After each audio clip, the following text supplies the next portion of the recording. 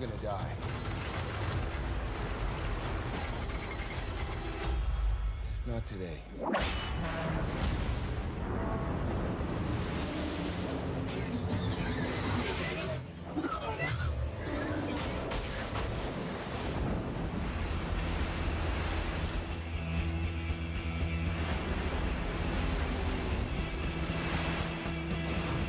Let's drop some lead on those motherfuckers!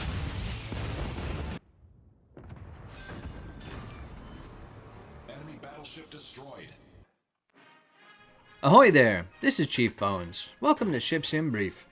Today we're talking about my favorite ship, USS Missouri, also known as Big Mo, Mighty Mo, Muddy Mo, or as World of Warships players often call her, the Trump Wagon. To skip directly to the in-game information, please move to timestamp 6 minutes 52. Missouri was ordered in 1940 and commissioned in 1944, near the end of the Second World War. She was the third ordered Iowa-class battleship, but the last completed and the last battleship built by the United States. She was the third ship to be named after the state and was christened by future President Harry Truman's daughter, Margaret. During World War II, she fought in the battles of Iwo Jima and Okinawa, where she supported the U.S. Marine invasions by shelling Japanese positions. During the bombardment of Okinawa, she was struck by a Japanese Zero, deliberately flown into the ship by a kamikaze pilot, causing minimal damage but a permanent dent in the hull. The pilot's body was recovered and given a burial at sea with full military honors. After the invasions of Okinawa and Iwo Jima, Missouri supported carrier airstrikes on the Japanese home islands by bombarding Honshu and Hokkaido. After Japan surrendered, Missouri was selected as the on-location site of the surrender ceremonies. The tallest sailors available were chosen to stand front row as a tactic of intimidation over the generally smaller Japanese delegation. Symbolically hanging in a plaque on the bulkhead overlooking the documents was a 31-star American flag, the very flag flown by Commodore Matthew Perry when he forced Japan to open her ports with his Black Fleet. Subsequent to the Japanese surrender, Missouri joined with the hundreds of ships which ferried soldiers home during Operation Magic Carpet. After a minor refit, she was deployed to Phaleron Bay in Greece, where she would project American power and test the U.S. policy of containment of Soviet expansion of influence. In the ensuing years, Missouri would be used primarily as a training and diplomatic vessel. The late 40s saw the United States severely lowering their wartime inventories, and though the remainder of the Iowa-class battleships were deactivated and decommissioned, President Truman refused to allow Missouri to be mothballed. In mid-January of 1950, Missouri ran aground at Thimble Light Shoal in Chesapeake Bay, Virginia. She was refloated at the beginning of February, repaired, and returned to service under a new commanding officer. In September of 1950, Missouri joined the fight in the Korean conflict, firing her main guns in support of American landing for the first time since World War II half a decade before. From then until 1953, Missouri supported ground troops in Korea or screened for American carrier fleets. Until her deactivation in 1955, Missouri acted as a training vessel. 30 years later, in 1984, Missouri was reactivated and heavily upgraded and modernized. Her obsolete weaponry was scrapped and replaced with phalanx close-in weapon system units. She was fitted with Harpoon and Tomahawk missile launchers. In January of 1991, Missouri went to the Persian Gulf to participate in the Gulf War. She was involved in a near miss when an Iraqi military fired 2 missiles at her. One missed outright, and the second was intercepted by HMS Gloucester. She was also involved in a friendly fire incident where the phalanx Sea Whiz of the U.S. destroyer USS Jarrett fired upon Missouri's anti-missile chaff, causing minor damage to Missouri and injuring one sailor. In March of 92, Missouri was decommissioned. She remained in the reserve fleet until 95 when she was finally stricken from the register. In 98, Secretary of the Navy John Dalton donated the battleship to the USS Missouri Memorial Association in Honolulu, Hawaii. She was docked at Ford Island overlooking the Arizona Memorial, symbolically watching over the honored dead, and barring a short period of repair in 2009, has been there ever since. On the decks of this giant ship, the document that is to reduce Japan to a fifth-rate power is to be signed. Fleet Admiral Chester W. Nimitz, one of the men most responsible for smashing the Japanese hopes for world domination, is piped aboard the Missouri. He is met by Admiral Bull Halsey, the man who translated the brilliant naval strategy of Admirals King and Nimitz into the devastating power that ripped the Jap fleet apart and left its ships lying shattered on the coral reefs and in the deeps of the Pacific Ocean. Pulling on the ropes and limping on the wooden leg that he wears as a memento of an assassination attempt in Shanghai years before, Japanese Foreign Minister Mamoru Shigemitsu is helped up the gangway and piped aboard the Missouri. He is followed by the chief of the Imperial General Staff, Yoshijiro Umetsu, and others representing an emperor who ordered his people to lay down their arms and submit to the first defeat in his empire's history. On the veranda deck of the great battleship, defeated, the Japs stand. And across from them, across the table, upon which lie the documents of surrender, are their conqueror. This is MacArthur's drama, and he behaves with the solemnity befitting such a historic occasion. We are gathered here, representatives of the major warring powers, to conclude a solemn agreement whereby peace may be restored.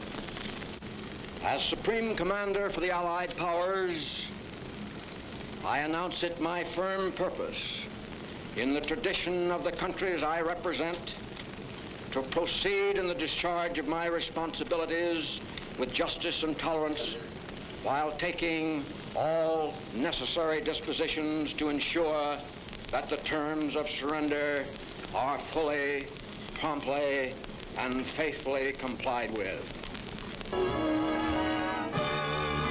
Hesitant and nervous, Shigemitsu signs the obituary to 2,605 years of an unbroken dynasty, during which no foreign troops had occupied Japanese soil.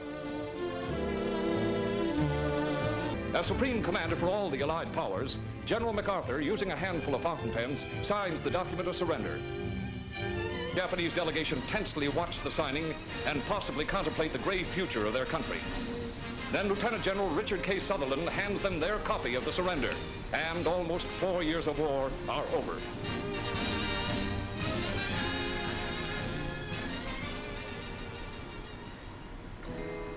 So let's take a look at how Missouri appears in-game. As always, all base stats are taken from the World of Warships wiki with no upgrades, captain skills, or other modifiers equipped. Missouri is a Tier 9 premium battleship. She is very similar to her sister ship, the Tech Tree Tier 9 Iowa, but with a few differences including thicker forward armor and different consumable loadout. She has 3x3 406mm main guns and 10x2 127mm dual-purpose secondary guns. She carries 29x2 20mm and 20x4 40mm anti-air guns, as well as borrowing from the secondaries for AA duties. Her main guns have a base range of 23.3 kilometers, base reload of 23 seconds, and a middling turret rotation speed of 4 degrees per second. Her secondary battery has a base range of 6 kilometers and reload of 6 seconds. Her anti-aircraft suite has an inner range of 2 kilometers and an outer range of 5 kilometers. Missouri has 78,300 base hit points, a base concealment of 16.2 kilometers, maximum speed of 33 knots, and a rudder shift of 19.4 seconds. With the appropriate upgrades and commander skills, she is quite a spry lady. For consumables, Missouri comes equipped with damage control party, repair party, and surveillance radar.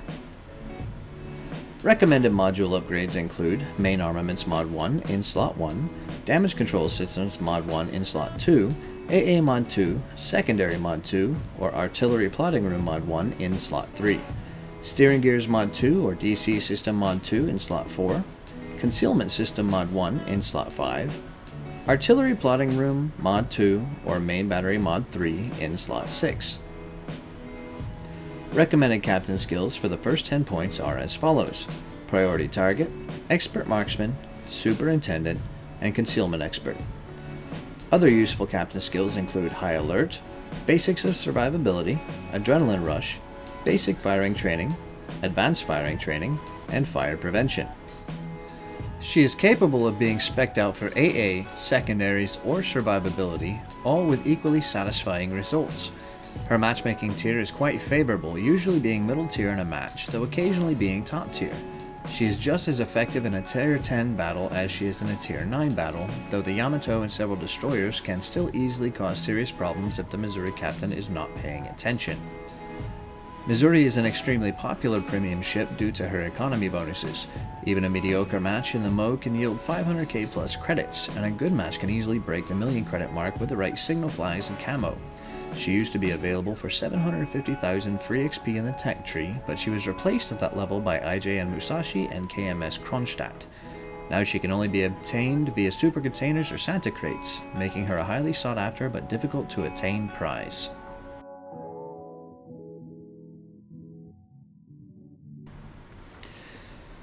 So let's take a look at some in-game footage. I started this footage about halfway through the match, maybe a third of the way into the match, just to save a little bit of time. There's only a few things that I want to point out about this ship. Number one, her speed is really good for something this big. Her speed and maneuverability is very, very solid. And when you couple that with the power of her very strong guns, and you couple that with her surveillance radar, you can engage an enemy at a long distance while at the same time dodging around incoming torpedoes or long-range shells, like say from a Yamato, without too much difficulty, without taking too much damage. Her anti-aircraft suite is not bad either, though it really does help, particularly since the drop of 0.8.0, for you to have a couple of anti-air cruisers backing you up. The combined might of a Baltimore, Des Moines, and Missouri anti-air basically eats the enemy aircraft alive. I believe during this match we took down nearly 100 of the other Midway's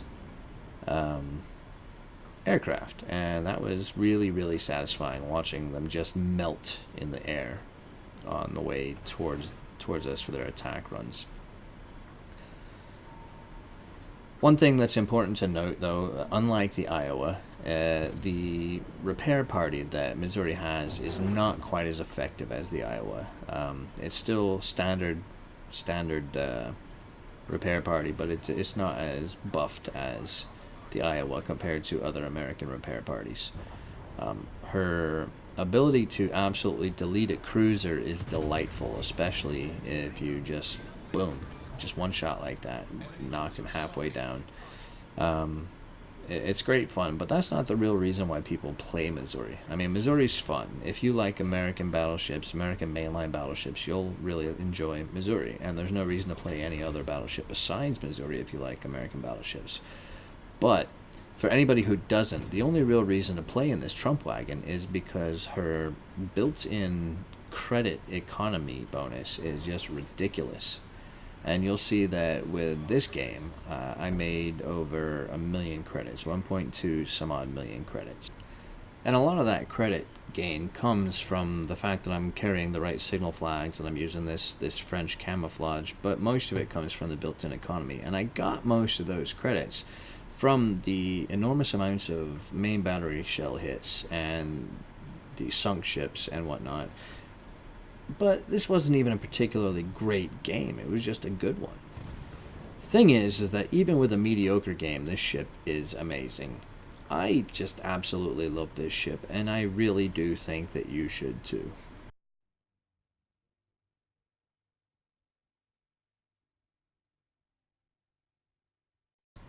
Hey, thanks for joining me today.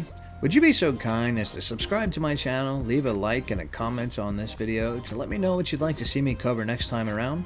You can also follow me on Facebook or on Twitch at twitch.tv/chiefbones.